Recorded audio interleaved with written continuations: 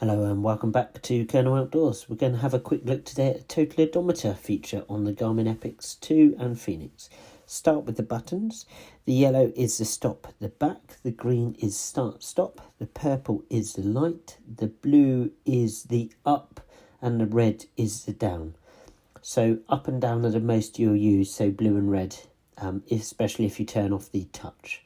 So having a look at this today, what you do is you'd press and hold the up button or the blue button, and you'd scroll down to history, and along there somewhere is totals. And you can reset it, but there is an odometer, which is the totals. So if you're buying a watch, it's worth having a look at this just to see how much it's been used. So as I say, my watch, I've only had this one for a few weeks, so I haven't done much with it yet.